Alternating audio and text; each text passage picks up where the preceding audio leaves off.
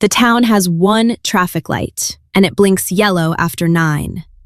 You're standing at the bus stop on Devlin Road with your jacket zipped to your chin and a fast food wrapper skating across the asphalt in front of you like it's trying to leave too. Your phone is open to a listing you've looked at 11 times. A one-bedroom in Charlotte. $1,175 a month. You did the math in the break room at the gas station, and the math didn't work. And you did it again, and it still didn't work. And now you're just looking at the photos like they're postcards from someone else's life. The kitchen has a window above the sink. That's what got you. A window above the sink. You look up from your phone, and the only thing above this town is sky that doesn't care and power lines that sag like they gave up before you did. You make $11.40 an hour. You live in Harlow, Ohio. Population 4,200 and falling. Your apartment is the upstairs unit of a house that used to be white and is now the color of giving up. Curtis owns it. Curtis has a stained polo and a truck that idles too loud, and a way of showing up on the first of the month like clockwork, but never once on the day something breaks. The baseboard heater rattles like a man clearing his throat all night. The shower runs cold after 4 minutes. You know this because you've counted. The grocery store closes at 8. The library closed permanently in March. The Dollar General has more aisles than the high school has classrooms. And there's a metaphor in that you don't have the energy to finish. You eat at the Thai place on Grand Avenue because it's the only restaurant that isn't a chain, and because Keisha works the Saturday shift, and sometimes she lets the check sit for 20 minutes so you don't have to do the math in front of her. There's a booth by the window that wobbles. You always sit there. The vinyl has tape on the seat, and the pendant lamp above it flickers, but only on humid nights. And tonight is humid. Keisha brings you the pad see ew without asking. She never asks how you're paying. She never asks how you're doing. She just brings the food and sits across from you for 3 minutes when the kitchen is slow, and that's enough. That's the whole city. That's the whole life. Your mother, Donna, calls every Sunday at 6 p.m. She still lives 4 blocks from where you grew up, in the house with the green siding and the screen door that doesn't close right. She tells you about the neighbor's dog and the church potluck and the weather like the weather is news. And then right before she hangs up, she says it. Every time. Don't leave, baby. There's nothing out there they won't take from you. You don't argue. You just hold the phone and listen to her breathe and look at the window above the sink in Charlotte and wonder what it would feel like to wash a dish and see a tree. You leave. Not dramatically, not with a speech. You sell what you can, pack what fits in 2 bags, and take a Greyhound to Dayton. The bus smells like vinyl and hand sanitizer, and the woman next to you sleeps with her head against the window for 3 hours straight, and you watch the towns pass through the glass, and every one of them looks like Harlow. And you wonder if leaving is a direction or just a word people use when they're tired of staying. You make $38,000 a year now, processing insurance claims in a building with no windows, on the 4th floor, and fluorescent lights that turn your skin the color of old paper. Your apartment is a 1-bedroom off Wayne Avenue, $785 a month. The hallway smells like carpet cleaner and someone else's cooking, and the elevator works but makes a sound that suggests it's thinking about stopping. You have a window above the sink. It faces a parking lot. You stare at it while you wash a mug, and you feel something, but you're not sure if it's relief or just the absence of the old thing. Dayton is functional. Dayton has a Target and a gym and a bar called Rosie's where the bartender knows your name after the 3rd visit. His name is Malcolm, and he pours heavy and doesn't ask questions, and there's a jukebox in the corner that only plays music from before you were born. You go on Thursdays. You sit at the same stool. You're building a life out of repetition and calling it stability. Your credit score is 631. You know this because you check it on your phone at 2 a.m. when you can't sleep, which is most nights, because the couple next door has a baby that cries through the wall, like it already knows what's coming. You open Zillow in bed and scroll through listings in cities you can't afford yet, and the photos look like promises made in a language you're still learning. Donna calls on Sundays. She says you sound different. She says different like it's a diagnosis. You get the transfer to Raleigh, $74,000. Something shifts. Not in your bank account. That still drains by the 23rd of every month. Something shifts in the texture of the days. The streets have trees. The coffee shop has outdoor seating, and the barista draws something in the foam. And you don't know what it is, but it makes you feel like someone tried. Your apartment is a 2-bedroom in a complex called the Meridian, which is a name that means nothing but sounds like it should. $1,340 a month. You have a balcony. It faces east. You drink coffee on it in the morning and watch joggers pass and think about becoming one of them, and never do. Priya sits in the cubicle next to yours. She drives a Civic with 114,000 miles and an air freshener shaped like a pine tree that hasn't smelled like anything in months. You carpool on Tuesdays. You split a salad from the place on Glenwood that charges $16 for lettuce and grilled chicken and calls it a harvest bowl. Priya talks about her daughter's school and her husband's job and her plan to buy a house in Holly Springs, where the lots are big and the HOA is strict and the neighbors wave from their driveways with the kind of friendliness that doesn't require knowing your name. You start to understand something about cities at this level. They're not exciting. They're not beautiful. They're possible. And possible, after Harlow, feels like a miracle you're not sure you earned. Your credit score is 712. You refinance your car. You open a savings account and put $200 a month into it and watch the number climb like a vine you planted in dry soil. On weekends, you drive through neighborhoods you can almost afford and slow down in front of houses with porches and mailboxes and garden hoses coiled neatly on the lawn. And you think, this is what it looks like when people aren't surviving. This is what it looks like when people are just living. Donna calls on Sunday. You tell her about the balcony. She says, "That's nice, baby." She says it the way people say things they can't picture. Austin, $152,000. You feel the city before you see it. The energy of a place where everyone is building something.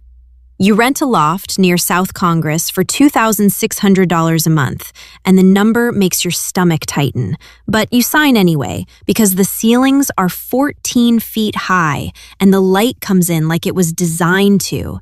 And when you stand in the living room for the first time, you feel like you're inside the Zillow photo you used to stare at on Devlin Road. You buy furniture that matches. You hang art, not posters, art. A print from a local gallery that cost $340 and shows a woman standing in a field, and you don't know why it moves you, but it does, and you don't need to know why. The city is competitive. Everyone has a startup or a podcast or a thing, and the thing is always almost funded. You meet a man named Elliot at a dinner party who asks what you do, and you tell him, and he nods the way people nod when they're already thinking about what they're going to say next. You learn to do the same thing. You learn the rhythm of a city where ambition is the accent everyone speaks in, and silence is the only thing that makes people uncomfortable. You go to restaurants that don't list prices on the menu, and you order without looking, and this is new. This is a skill you didn't know you were learning. You still eat Thai food on Saturdays, but the restaurant here has cloth napkins, and the pad see ew costs $24, and it's good, but it's not the same. Nothing wobbles. Nothing has tape. Keisha texts you a photo of the old booth. "They fixed the light," she says. You stare at it for a long time. Your credit score is 761. Donna calls on Sunday. You don't always pick up on the first ring anymore. Sometimes you let it ring 3 times while you decide if you have the energy to explain a life she can't see from her kitchen window. You buy in Denver, a 3-bedroom townhouse, $515,000. You put down $103,000, and the number leaves your account, and for 3 days, you feel like you jumped off something and haven't landed yet. But then you land. The neighborhood has a farmer's market on Saturdays and a wine bar that knows your name, and a view of the mountains from the second-floor landing that you photograph once and never photograph again because you see it every morning, and that's better than any picture. You work remotely now. Senior director, $185,000 base plus equity. You take calls from the kitchen island, and the island is marble, and the marble is cold under your elbows, and you remember the baseboard heater in Harlow that rattled all night, and you think about how heat used to be a problem, and now it's just a setting. You walk through the house some nights after the calls are done and the screens are dark, and you touch the walls like you're checking if they're real.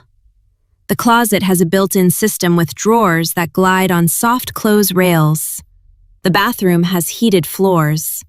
You stand on them barefoot in December and think about the shower in Harlow that ran cold after 4 minutes, and you realize this is what money does at this level.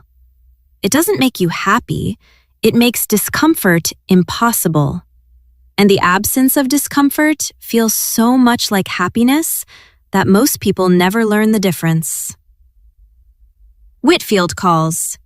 You haven't spoken to him in 2 years, but he calls like no time has passed because that's what Whitfield does. He says he's been watching your portfolio. He says you should think about a second property. He says the word leverage 3 times in 4 minutes, and each time it sounds less like finance and more like permission. You buy a rental unit in Indianapolis, cash flow positive from month 1. You never visit it. You just watch the deposits appear in your account like small green confirmations that you made the right choice. Your net worth crosses $800,000 on a Tuesday afternoon while you're folding laundry, and you don't notice until Wednesday. Donna calls on Sunday. She says the screen door finally broke. You send $4,000 for a new one. She doesn't say thank you. She says, "You didn't have to do that." It sounds the same. Manhattan.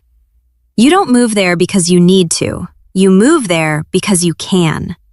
$1.2 million. That's your net worth the day you sign the lease on a 2-bedroom in the West Village. $6,800 a month. The building has a doorman named Raymond who says good morning like he means it, and a concierge named Soren who knows your coffee order and your dry cleaning schedule and the name of the dog you're thinking about getting but haven't committed to yet. The apartment has 12-foot ceilings, an original hardwood, and a window that faces a courtyard with a magnolia tree that blooms in April and drops petals on the fire escape like small white receipts for spring. You walk differently here. Not faster, more deliberately. Every block is a decision. The cheese shop, the bookstore, the Italian place on Bleecker where the owner's daughter seats you by the window because she knows you tip well and arrive alone. You're not lonely. You're curated. You have chosen this. The restaurants, the dry cleaner, the florist on the corner who wraps stems in brown paper and ties them with twine. Every interaction is a small contract between you and a city that rewards taste. You notice that people here don't ask where you're from. They ask where you live. And when you say West Village, they nod, and that nod contains everything they need to know and everything they'll never ask. The zip code speaks so you don't have to. Keisha visits for a weekend. You take her to the Thai place in the East Village. She orders pad see ew.